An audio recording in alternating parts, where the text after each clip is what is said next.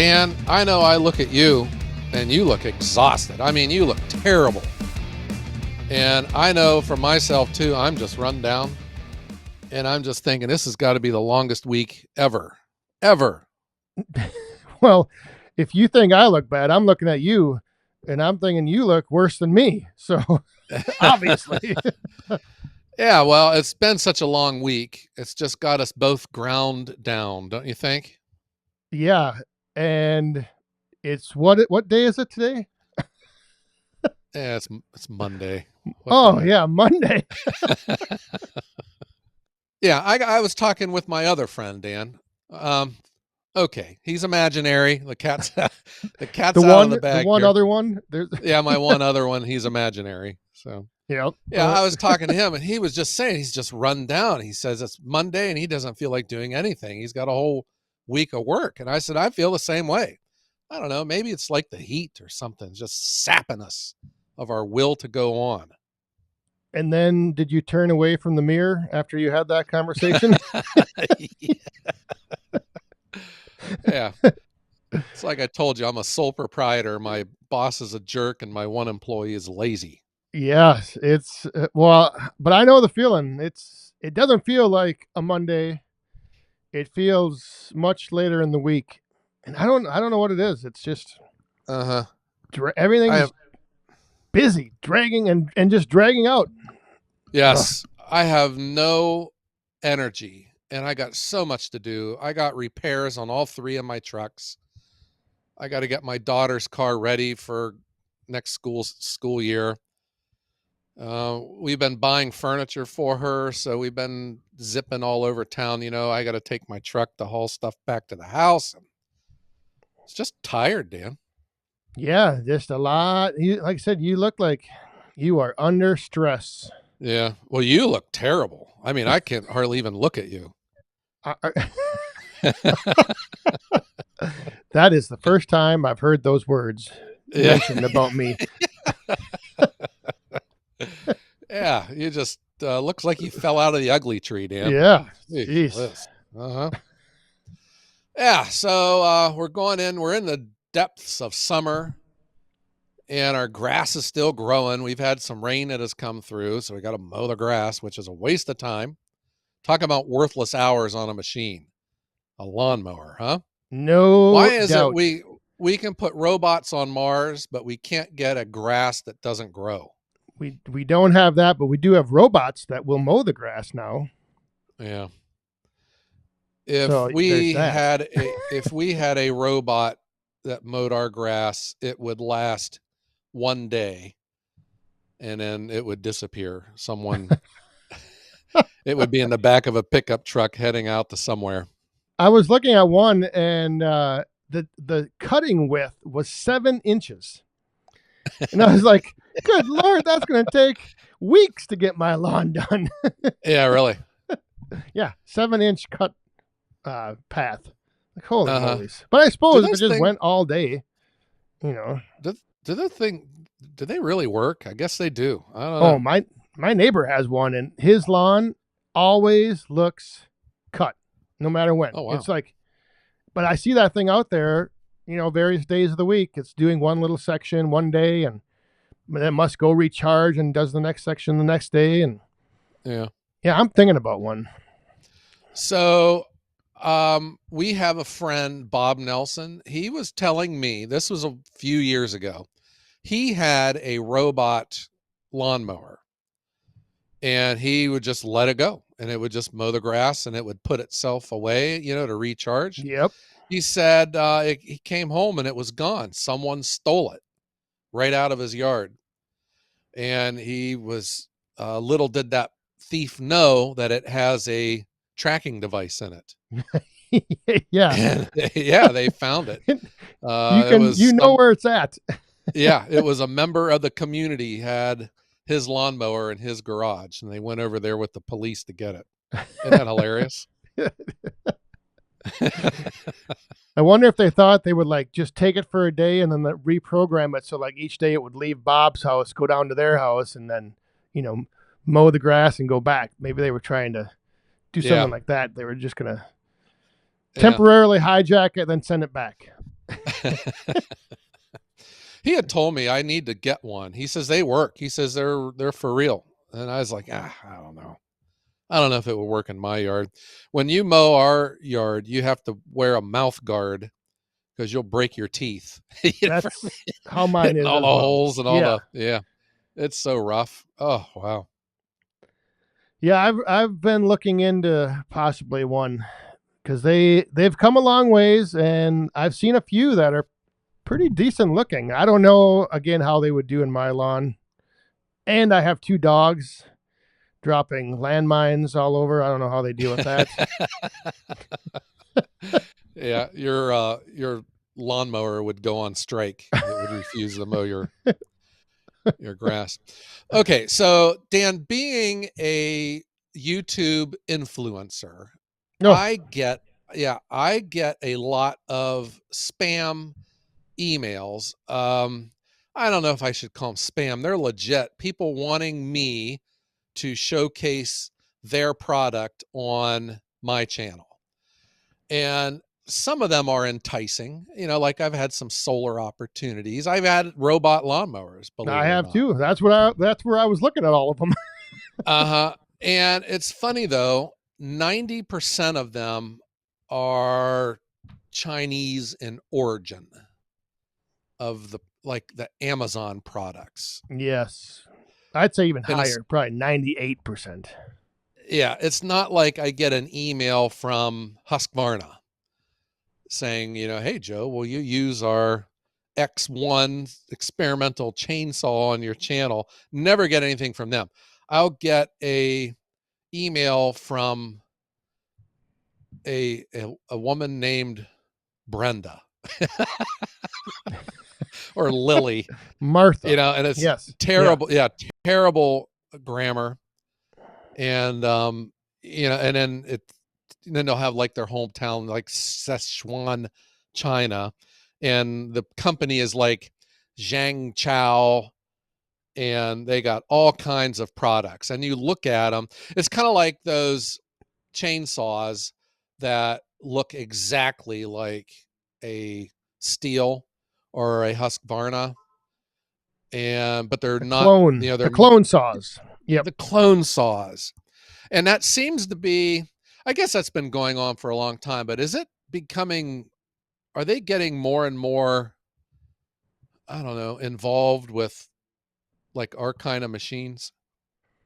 They are. There's be well, I've They noticed they a lot means more. China, Yeah, Chinese I've noticed companies. Yeah. noticed a lot more on the like battery saw front, Uh huh. not so much the actual gas powered, clone saws. I think those have pretty much kind of established themselves, but the battery saws I've noticed a lot more. I'm even noticing a lot more in splitters, even processors, Yeah. and just everything. I had a I had an email. I I don't get too involved because I just know the answer is no, and I just delete it. I get so many emails, but it was of a processor, and I don't know if they were wanting me to demonstrate it or they were just letting me know that they exist and that I should buy one. But I have no interest in it. But they're out there, Dan. I think this a similar, probably the same. They weren't necessarily offering or looking for a collaboration opportunity. They were more like looking for me to like to become a dealer for Uh them. huh. Yeah. So at the International Firewood Expo, we had Squatch Firewood attended, and I believe the majority of his machines are that style. Um, the Range Road Company, which is the popular brand here in the States. So that is a Canadian company, a Canadian brand, and it is their design, but it is manufactured in China. Ah, okay. Uh-huh. And but like I got confused because then when you see these other processors, man, they look just like the Range Road. But I don't know if that meant that they I'm going to use my air quotes borrowed, their plans and just made one that looked exactly like it, but it's just painted different. That's what I had always thought it was, but I had learned that the Range Road model is their design. Hmm. Yeah. I've seen those that look pretty much exactly the same. I wonder what the difference is Yeah, I don't between know. them. I was in Bangor, Maine a couple years ago, and there was a brand up there. It looked just like it, except it was like black and white. I can't remember the name. But that's where I, get confused because it all looks the same. But Yeah, and here it was a different company though. they all look the same, but I have seen videos of a few where you can notice, I don't know. To me anyway, I can like notice differences in quality of the build. Like when you Uh-huh. when you know what to look for, like flexing in the wedge and stuff like that, or like how thick the steel is on the beam. Just stuff like that. Yeah. I've kind of Uh-huh. you can start noticing that stuff. I think too, regardless of the machine, I mean, it could be made here in Ohio, but if you do not have parts and dealer support, it's pretty meaningless what brand it is, because it's not going to be any good for you. Because Yeah, stuff breaks, especially in firewood machines. Things break, and you got to have parts. So I think so. Like this is where I've never ordered anything off of Temu. Is that what the name of it is? It's like it's a website with everything that's like a Chinese manufactured anything, yes, and you can get Chinese it really Amazon. cheap. Yeah, you get it really cheap from them, but you're on your own, man. You buy like machine X, but if it breaks, like the other one are those excavators that you see out there now that kind of look just like a bobcat, like these mini excavators. Yes. But like you break one fitting, and then are you sunk, or does it take forever to get apart? That's the kind of stuff I would be. So the price and everything is enticing, obviously, but to me, that's not the whole picture. Yeah, it's and where do you go when it breaks? Or maybe you're just buying it because it's so cheap that you're just going to run it until it breaks and then Yeah, buy another one. I don't, yeah, sometimes you wonder what the thought process is behind people who do, maybe they're not looking to start a commercial firewood business, or they just want to do a little bit and they're like, oh, look at this option. uh huh, It's half the price. Why could that be? yeah. So of all of the machines that I have ever purchased, and it starts, at a $30 mull up to my expensive Yappa 405, the highest level of uh, purchaser's guilt, like when you buy something and you think, oh man, I should have never bought this thing. Yeah. The highest level of guilt I ever got was when I bought my first real chainsaw, and it was a Husqvarna 455 Rancher. It was like $400 for it, and it just felt terrible. I hated that when I bought that thing because the first saw I ever bought was a $99 Poulin from Walmart. And then I quickly learned that you never go into the woods with just one chainsaw. So I bought a second one. So I had two chainsaws for $200. And I thought, you know what? These cut just fine. They run fine, and they run the same chain. I'll just keep buying these $99 saws, and run them till they wear out, throw them away, and get another one. But then I thought, I want to try a bigger saw, the Husqvarna made in Sweden. Is that where they're made? Probably not. Anyhow, I bought it and I felt terrible because I spent all of that money on one saw. But then I started running it, and then that feeling went away because it was like awesome, compared to running a saw with anti-vibe. What a great invention. And it was just bigger and more powerful and more productive. And I would never go back, and buy another $99 Poulin. And imagine if So you would have went up to a steel instead, how great you would be feeling. Jeez. my wife would have probably left me. What? What did you get? Yeah. Well, my point about all that is, but that's where, okay, this whole thing to me is um, customer choice, options. because maybe you don't want a $400 chainsaw and a $99 chainsaw is really all you need. So there's options. You can still get the $400 one. I don't know if that's the cheapest one they make, but let's just say it is. It may not be the right saw for anyone, and when you just get a cheaper one and everything's fine. So I guess the same thing goes into other machines, log splitters, because not everyone needs a 37D made by Easton Made, great machine. You might just need a 20-ton Troy built, a slow I-beam splitter. To each their own.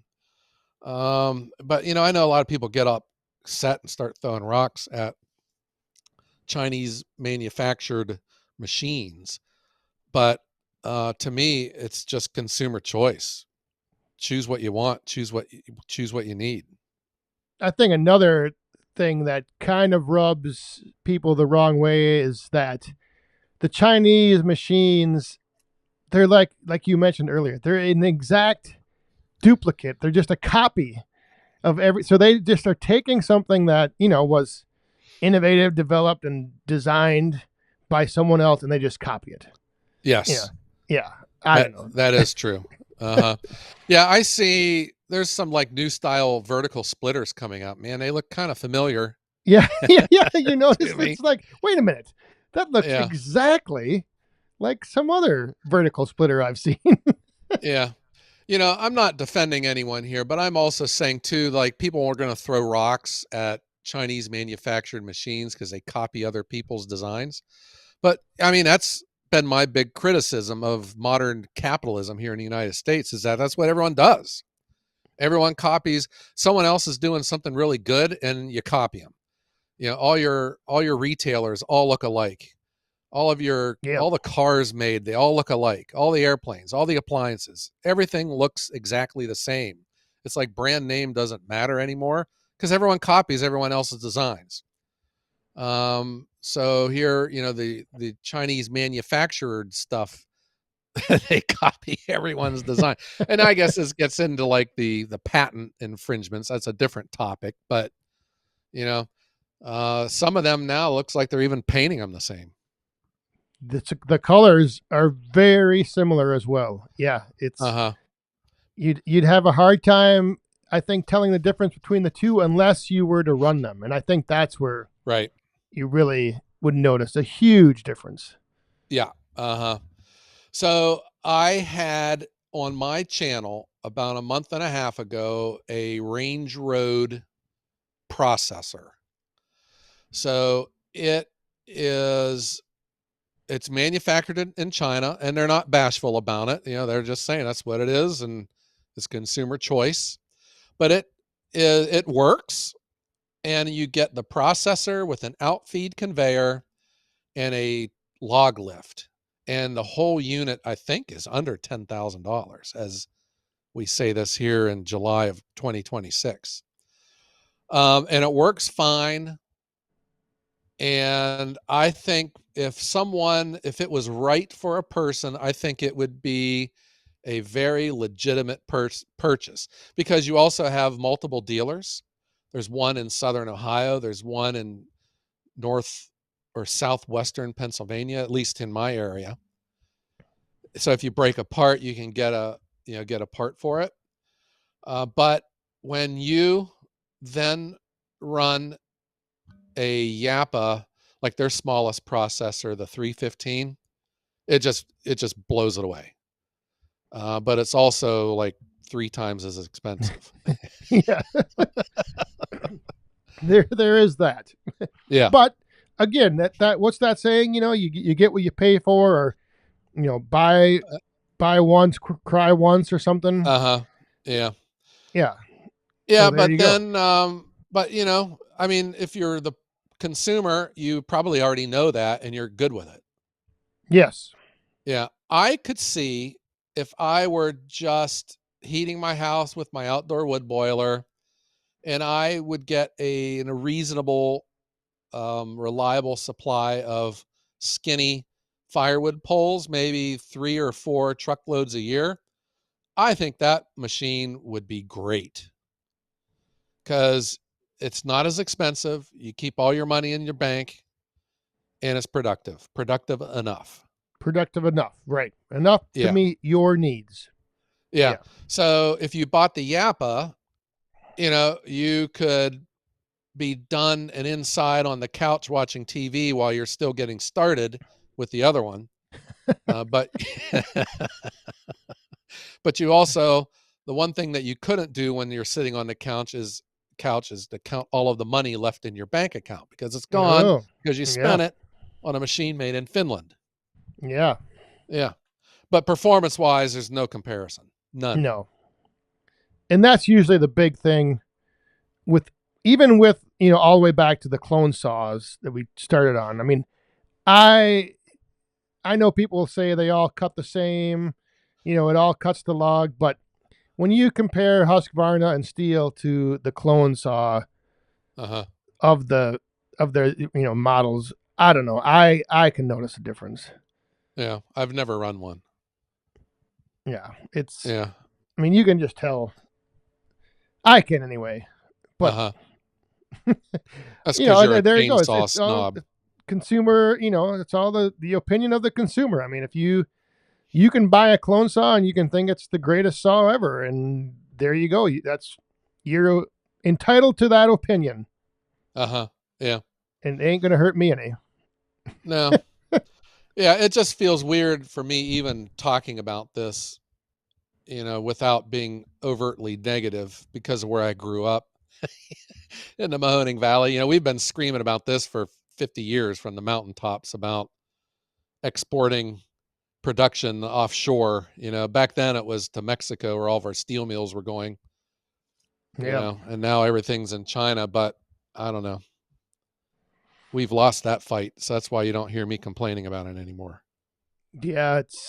And I don't want this to sound negative or the wrong way, but people will always, support, buy American, buy this, made in the USA. But then when it comes down to seeing the price tag, a lot of people, I think, are easily Yeah. swayed off of that sentiment, and they're like, "Oh, well, wait a minute. Okay, I guess Yeah, I totally agree with you. I'm going to buy this because it's half the price."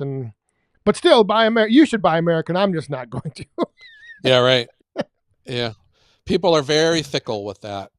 And, I grew up in a steel valley. My dad was an iron worker. No one in our hometown drove foreign cars. There was the Lordstown plant where all the GM cars were made. There were gas stations there that refused to sell gasoline to non-American cars. Oh, wow. Yeah, so that's the environment I grew up in. And so we were screaming for years, and then I don't know, just the politicians we voted for, and all of these advantageous tax programs for companies to offshore, and we were saying, don't do it, don't do it. You're killing the American worker, and yada yada. And there was like, oh no, we need cheap products, cheap products. So now here we are, We have and I them. can't help, yeah, I can't help but think that a lot of the people that were saying that back in the '80s are now the ones saying that, oh, everything's made in China. You know, well, you got Yeah. what you paid for. Yeah. Yeah, that's right. You get what you pay for. Oh, Yeah. Yeah. So that's what I just see it as, consumer choice. And just because I don't want it doesn't mean that everyone has to do what I say. So, to each their own. Buy what you want. yep. Uh-huh. Buy buy once, cry once, buy twice, cry twice. I don't know how that saying goes, but More than once. more than once, yeah. Yeah. But Cry a lot. again, if you, depending on your needs, yeah, you might be able to get by with one of the lower end knockoff log splitters. I don't Yeah. know. Yeah. Well, I don't know. I have seen them. I've never ran one. Have not. Maybe I'll get a chance one day. I'd like to try them out and see what they're all about. They Yeah. still they still kind of just look cheap though. Well, that's what I mean. But the ones I've seen, I mean, you can just, like I said, you notice little things like flexing and steel in certain places. And then, I mean, I have yet to see one that I don't, I have yet to see one that could brag about the cycle time of it. I mean, Uh-huh. they are, whatever they're doing, they haven't yet mastered cloning the freaking piston pumps of the splitters Yeah. because the ram just is slow moving back and Yeah. forth. Oh my That goodness. takes me back to my Troy built 27-ton I-beam splitter, which I think was made in Cleveland, Ohio. The benefit of that splitter was you could sleep while you were running it, Yeah. so you could be really refreshed when you were done. Yes, the return cycle especially. Oh my goodness, I've seen some Yeah, that it's were just painful. so painfully slow.